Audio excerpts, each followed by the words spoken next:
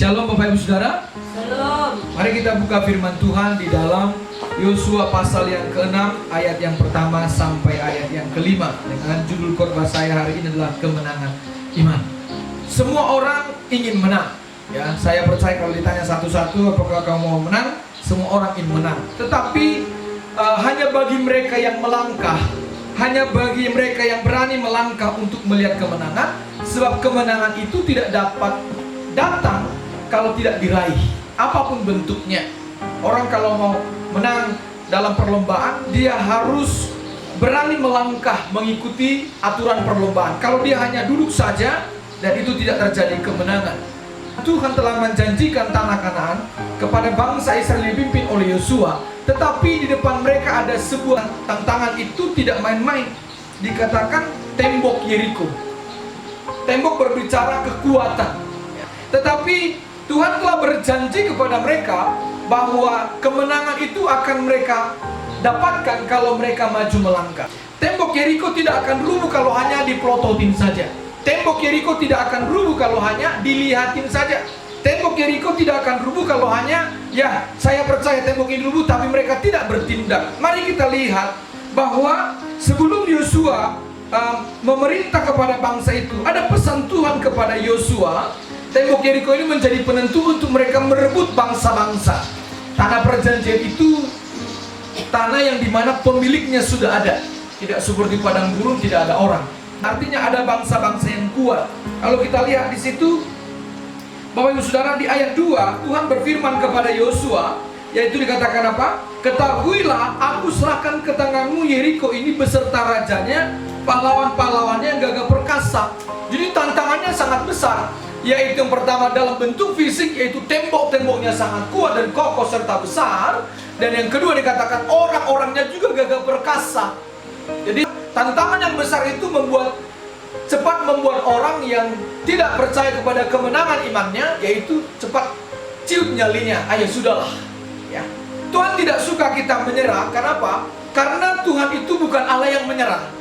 Terbukti kalau sampai Yesus menyerah dalam perjalanan ke kayu salib, saya percaya mungkin pengikutnya akan mudah menyerah. Tapi Yesus mengakhirinya dengan sebuah kemenangan. Ada banyak kita mengeluh dalam pelayanan ketika kita tidak mengharapkan seperti yang kita impikan di hati kita, kita mengeluh. Ada banyak kita mengeluh karena masalah. Ada banyak kita mengeluh karena pergumulan. Seakan-akan kita yang paling berat menghadapinya, padahal ada yang lebih berat lagi. Ya, memang pergumulan mereka, bangsa Israel ini tidak seperti pergumulan hidup, tidak. Tetapi apa? Pergumulan tentang kemenangan iman. Dan Tuhan mau kita menjadi pemenang iman. Iman itulah nanti yang akan membuat kita menerima apa yang sudah dijanjikan Allah. Nah, yang kedua, kalau yang pertama tadi Yosua percaya pada janji Allah atas apa yang dihadapinya. Yang kedua adalah Yosua melangkah berdasarkan janji Allah. Kata haruslah kau mengelilingi itu sebuah tindakan, ya. Mengelilingi itu sebuah langkah yang dimana mereka telah mempercayai, tetapi ingat mereka harus melangkah sehingga sepadanlah yang disebut Rasul Yakobus antara iman dan perbuatan. Iman itu mereka mempercayai bahwa tembok itu akan rubuh, bahwa Yeriko diserahkan Tuhan kepada mereka, rajanya akan mereka tangkap dan mereka tumpas semuanya. Tapi tindakan mereka yaitu mengelilingi. Tindakan iman mereka adalah melangkah. Seperti saya katakan tadi, melangkah itu berarti dia meyakini bahwa Allah hadir. Mari perhatikan, kehadiran Allah di tengah-tengah mereka dibuktikan di ayat yang ke-7. Dan kepada bangsa itu dikatakan, majulah, kelilingilah kota itu, dan orang-orang bersenjata harus berjalan di depan tabut Tuhan. Ada teks di sana tabut Tuhan. Jadi maksudnya apa? Bahwa ketika mereka melangkah, mereka harus menyadari, mereka harus percaya bahwa Allah bersama dengan mereka di dalam melangkah. Orang percaya sekarang, ya, disertai oleh Tuhan, dan lewat penyertaan Tuhan itu harus mampu atau harus berani dia untuk melangkah, karena ada Roh Kudus di dalam hatinya. Dan saya percaya ketika kita percaya bahwa Allah menyertai saya dalam langkah yang saya sedang lakukan, saya percaya kemenangan akan terjadi.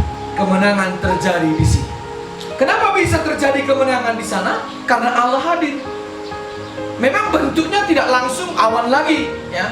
Kalau Bapak Ibu Saudara selidiki firman Allah, setelah mereka keluar dari padang gurun itu, mau sudah masuk menyeberang sungai Yordan, awan itu nggak ada lagi. Awan, tiang api nggak ada lagi, karena mereka sudah masuk apa? Sudah keluar dari padang gurun, baru mereka mau masuk ke kota-kota yang ada di dalam tanah perjanjian itu. Jadi apa bentuk kehadiran Allah? Yaitu lewat tabut Tuhan. Tabut Tuhan melambangkan akan kehadiran Tuhan atas mereka.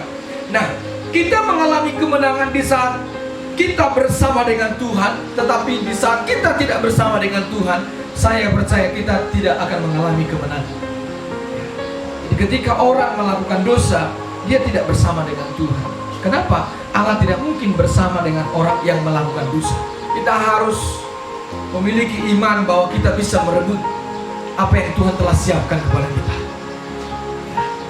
Dan dengan imanlah kita akan memperoleh apa yang telah dijanjikan Allah. Bukan dengan akal kita, bukan dengan kepengetahuan kita, bukan dengan kepintaran, bukan dengan kekuatan, tapi dengan iman. Jadi Allah menyediakan semua untuk orang yang percaya, tetapi hanya bisa diterima melalui iman.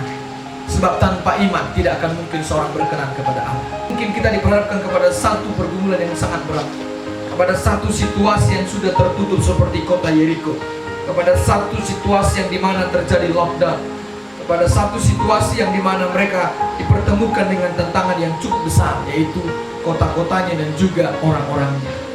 Tetapi Tuhan menjanjikan kemenangan kepada setiap orang yang mau percaya pada janji Tuhan.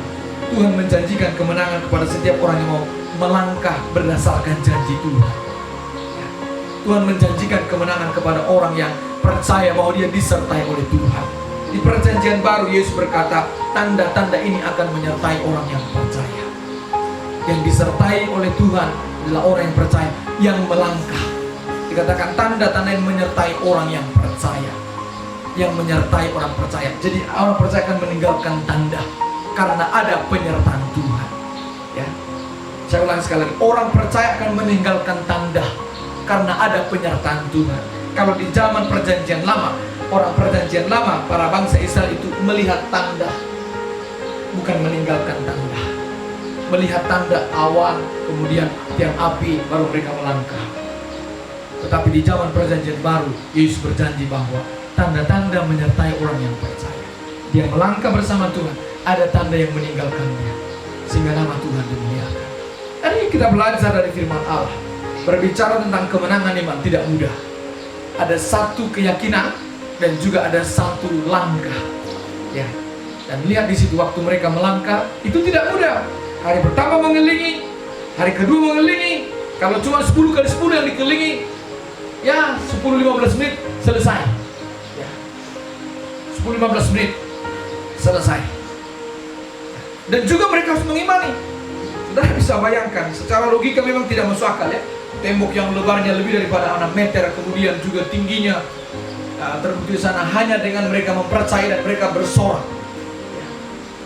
Kalau sekarang satu Indonesia bersorak pun belum tentu tembok yang sedang ada dibuat, mungkin katakanlah tembok apapun yang terkuat, ya, tembok Cina mungkin, ya, atau tembok Berlin, ya, dulu. Kalau bersorak pun misalnya satu rakyat 1 miliar lebih rakyat daripada Cina, saudara bisa bayangkan, belum tentu runtuh. Tapi di samping mereka bersorak apa? Ada iman bahwa tembok itu akan runtuh. Kita harus yakin bahwa tangan di jalan ke Raja Lembah yang sedang kita gumuli akan diberikan Tuhan kepada pelayanan ini. Amin. Akan diberikan Tuhan dalam tahun ini. Kita harus meyakini itu. Jadi mari Bapak Ibu Saudara kita merapatkan barisan dan juga mengimani bahwa ada janji Tuhan atas hidup kita, ada janji Tuhan atas pelayanan ini, ada janji Tuhan atas keluarga, ada janji Tuhan atas usaha kita, ada janji Tuhan atas pekerjaan, ada janji Tuhan untuk masa depan kita. Dan mulailah melangkah. Mari kita mulai melangkah. Dan memang ketika kita melangkah mungkin ada yang mengejek. Dan saya percaya walaupun tidak ditulis dalam teks yang kita sedang baca ini, mungkin orang-orang Yeriko melihat dia dari atas tembok mengejek mereka, ya kan? Karena mereka pasti dengar waktu bunyi trompet dibunyikan, ya kan? Pasti mengejek, wah ini orang Israel. Seperti apa? Goliat mengejek Daud.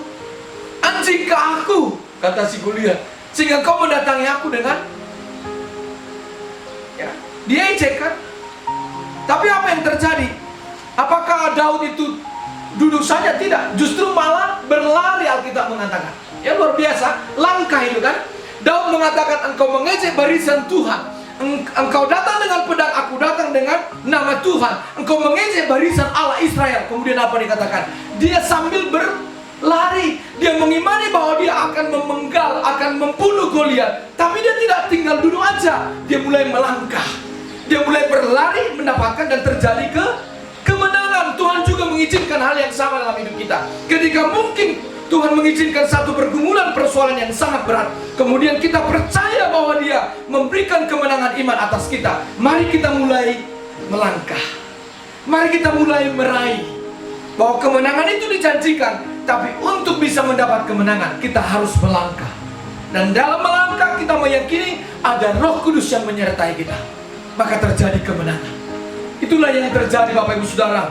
Memang tidak langsung Roh Kudus di dalam pengelilingan itu menyertai mereka, tapi lambang daripada tabut perjanjian, tabut Tuhan berbicara kehadiran Tuhan. Dan terbukti Tuhan hadir sebelumnya di pasal 5 ayat 13 sampai 15 itu. Siapakah engkau, kata Yesus, apakah engkau lawan atau kawan? Yang kemudian jawabnya, tetapi akulah panglima bala tentara Tuhan. Ya, panglima bala tentara Tuhan. Bahkan nanti disebutkan lagi terus ayat pasal 6. Jadi masih kelanjutan daripada pasal 5, dilanjutkan pasal 6. Jadi yang berbicara kepada Yesus adalah apa? Panglima bala tentara Tuhan. Artinya apa? Sebelum Yesus melangkah, dia hadir. Kemudian juga setelah dia hadir, nanti apa yang terjadi? Yosua meyakini. Dan saya percaya tahun ini seperti yang kita sudah lakukan, saya percaya Tuhan akan memberkati bahwa kita harus melangkah di tahun ini untuk membeli tanah gereja. Kita harus melangkah apapun resikonya. Mungkin katakan uang tidak sebanding dengan harga tanah, tetapi kita mengimani Tuhan hadir bersama dengan kita. Kita mengimani Tuhan ada bersama kita. Kita mengimani bahwa Tuhan masih sama kuasanya jika Dia bisa menyerahkan tembok Yeriko dan seluruh penduduk kota Yeriko untuk bangsa Israel mendudukinya. Dan saya percaya Tuhan sanggup melakukan perkara besar kepada kita, asal kita mempercayai dan kita mulai melangkah. Dan kita mulai melangkah. Bapak Ibu Saudara, saya akan tutup firman Tuhan di dalam Roma pasal 8 ayat 37. Firman Tuhan yang ditulis Paulus sangat memberkati saya. Dikatakan di sana, Roma pasal 8 ayat 37 mengatakan, tetapi dalam semuanya itu kita lebih daripada orang-orang yang menang oleh Dia yang telah mengasihi kita. Lihat di situ, tetapi dalam semuanya itu kita lebih daripada orang-orang yang menang. Wah, oleh Yesus yang telah mengasihi kita. Jadi akan dibuat Yesus engkau menjadi lebih daripada pemenang. Karena apa? Karena Dia mengasihimu. Ya, akan dibuat Yesus engkau lebih daripada pemenang karena Yesus mengasihimu. Paulus telah menuliskan bahwa dikatakan kita lebih daripada pemenang. Betapa bahagianya orang yang menang. Ketika orang menang bertinju, menang lotre, menang lomba lari, atau menang panjat pinang, atau menang apapun, tapi dikatakan Paulus lebih daripada orang yang menang. Siapa yang membuat lebih daripada menang? Oleh Dia, tandai di sana. Ada di sana oleh Yesus, ya, oleh Yesus yang telah mengasihi kita. Hari-hari ini ada orang yang bergumul akan dosanya. Saya mengatakan kepadanya ketika dia WhatsApp pribadi kepada saya, keluarlah. Saya percaya Tuhan kasih kau kekuatan keluar dari dosa itu. Tinggalkan dosa itu. Ya. Tapi bagaimana Pak? Saya tidak bisa menghilangkannya. Saya katakan mulailah berdoa, mulailah baca firman, mulailah renungkan kebaikan Tuhan. Jangan ingat-ingat lagi, jangan lihat-lihat lagi yang tidak berkenan kepada Allah. Ya. Dia bergumul akan dosa tentang pikirannya. Ya. Dia bergumul akan dosa yang dilakukannya. Ketika saya katakan demikian, kamu pasti menang, kamu pasti menang. Kenapa? Karena Tuhan memberi kemenangan kepadanya. Ya. Karena Tuhan memberi kemenangan dan karena Tuhan mengasihinya. Jadi Tuhan tidak mau kita gagal. Ya. Tuhan tidak mau kita nanti kalah. Saya tidak mau jemaat blessing kalah atas persoalan. Saya tidak mau, atau saya tidak mengharapkan jemaat blessing kalah atas masalah. Saya tidak mau jemaat blessing ini kalah atas pergumulan. Hadapi karena Tuhan ada bersama. Setelah kita hadapi, kita akan muncul atau keluar menjadi pemenang, baik orang tua maupun anak muda. Ya. Jangan putus asa. Hanya di dalam Yesus ada harapan. Kemanapun kita pergi, kalau hari ini saya pindah oleh karena saya tidak mampu menghadapi pergumulan di kota Palu, misalnya saya pindah ke kota yang lain, saya percaya di sana juga pergumulannya sama. Ya. Nanti sama, kalau saya tidak bisa mengatasi di sini, di sana juga saya akan apa? Menyerah. Ya. Jadi Tuhan mau di satu tempat itu kita bertahan dan kita nantikan pertolongan Tuhan. Jangan kita belajar dari Naomi. Lihat Naomi itu di Bethlehem, ya, di rumah roti terjadi kelaparan, langsung dia ke Moab.